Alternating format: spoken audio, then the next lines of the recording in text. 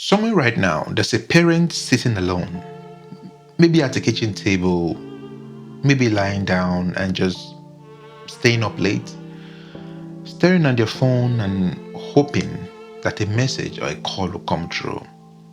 A message from their child that isn't coming and that may never come. And somewhere else, there's an adult child, maybe lying on the bed, maybe driving to work, maybe trying to put their child to sleep, but feeling something very heavy, something that feels like grief, it feels like guilt, it feels like anger, and then it feels like relief, all at the same time. A feeling that doesn't make sense when put together, but somehow they all exist at once. These two people care very much for each other. They love each other actually because they are family, yet they are not speaking for one reason or another. I made this video for the both of them.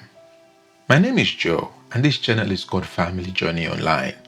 And today I want to talk about something that is very present, something that is very interesting and deadly, affecting millions of families right now. But almost nobody is talking about it honestly. They're talking about it, but not honestly. I'm talking about family estrangement.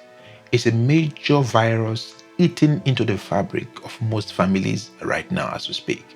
At the end of this video, you're going to learn something interesting that most therapists, a lot of viral social media accounts are completely missing. Before I get into this, I'd like to tell you who I am and why I care so much about this topic. I'm a 37-year-old father and I have two daughters. And from the moment they were born, I became quietly obsessed with one question. And the question is, what do parents who raise children who actually want to stay close do differently? I'm not talking about children who stay out of obligation, who stay because they still have reasons to stay, who stay for the sake of biology and who stay for the sake of religion. I'm not talking of children who just show up for Christmas because they feel they need to. I'm talking about children who genuinely want their parents in their lives as adults, who care about making sure that their parents have close relationships with their children who are their parents' grandchildren, who call just to talk, who bring their own children back to the family home from time to time. What creates that relationship? How is it created? I've spent years studying this, reading the research, listening to families on both sides of estrangement, and what I have found has genuinely changed the way I parent my own daughters. But more than that, I've come to believe that most family estrangements are not inevitable. Most of them are not permanent, and most of them are actually flogged out of proportion. They are being made worse, not better, by what people are consuming online. Now, that's a strong statement, I know, and I'm coming to back it up. So let's get into it. Firstly, I need to say something very clearly because I don't want anyone to misunderstand this video or misunderstand what I'm seeking to achieve or what this channel is about. There are situations, real situations where an adult child has no choice but to create distance between him or herself and a parent where there was genuine abuse. Now, I'm talking of physical abuse, sexual abuse, severe emotional abuse that has caused lasting psychological damage to the child. Now, neglect that shaped who they became in a very painful way. If that is your story, I'm not in any way here to tell you that you owe anyone access to your life. On the contrary, you don't owe anybody access to your life because you have your own life to live, and it's important that you heal your heart as soon as you can. That's not what this channel is about. Your safety and your healing comes first. Non-negotiable, full final stop. I want to say that very clearly before anything else. It's very important that I point that out and get that out of the way. There's something else happening in families today, something I consider very unusual. something that is affecting families where there wasn't abuse in the traditional sense, families that look from the outside completely normal, and those families are falling apart as well. What I've noticed is that the reasons adult children give for cutting off their parents have changed in a very interesting way. A generation ago, estrangement was very rare. It was something that people considered deeply before embarking upon it. And usually it involved serious trauma. I mean, traumatic stories and experiences that you will hear, and you wouldn't even know when you shared it here or when you give this child a hug. But today, there are conversations online, stories read, the kind of comments that people leave about estrangement. And you see estrangement happening in families where parents are genuinely confused about what is really going on around them. They cannot fathom it, they cannot pinpoint it. They genuinely don't know what's wrong. They don't even know how things went wrong. They just one day wake up and see that the door is closed against them. Now, it tells me that this isn't just about abuse anymore.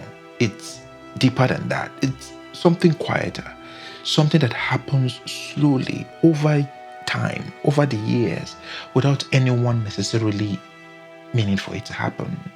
Unintentional actions, unintentional events. When researchers actually study family estrangement, and there's real research on this from people like Dr. Carl Pilema from the Cornell University and Dr. Lucy Blake in the United Kingdom, who have interviewed hundreds of families of parents, children, and a few themes come up again and again in these interviews. The issue is that they are not what most people expect it to be.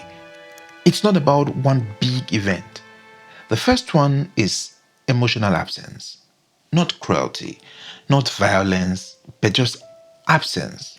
A parent who was physically present but emotionally unavailable, who was providing everything. Materially, he provided a roof, there was a cloth on the child's back, school fees, but who never really saw their child as a person, who didn't know what their child needed, what their child was about, what their child was afraid of, who didn't ask about the inner world of the child, who didn't care to check what is functioning, what is not functioning, what needed attention. A parent who responded to emotional expressions with discomfort, with dismissal, or even silence. Children who grew up in these homes learn something quickly and early. They learn that their feelings are not welcome and they don't forget those lessons.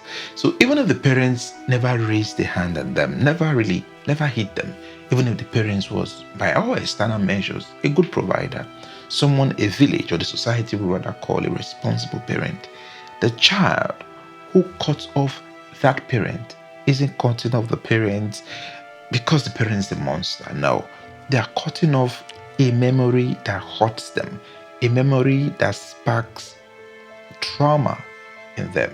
They are cutting off a memory of feeling invincible, mostly after they finally realize that that is not the way to live. And then the parent is devastated because they've worked so hard, they've sacrificed, they've made moves that inconvenienced them, they gave everything they had, and they genuinely don't understand what went wrong, where they went wrong, what they did that has brought them in a situation that no parent want to be. I repeat, no parent want to be. Now, both of these things are true at the very same time. The second reason is unrepaired conflict. I mean, arguments are normal everywhere in the world. In every relationship, there will be arguments. So most families have arguments.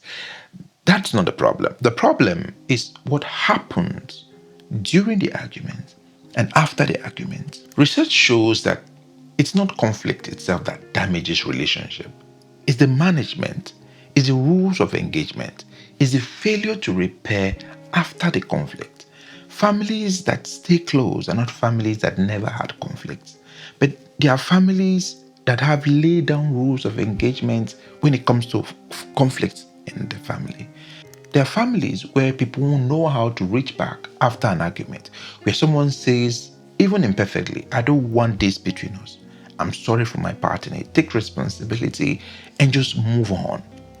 In many families heading towards estrangement, there's a pattern of conflict that gets buried rather than resolved. The parent and child have a fight, they have a misunderstanding. I mean, the father has seen that the child is heading towards a wall and or a different scenario and is having reasons to confront the child one way or another.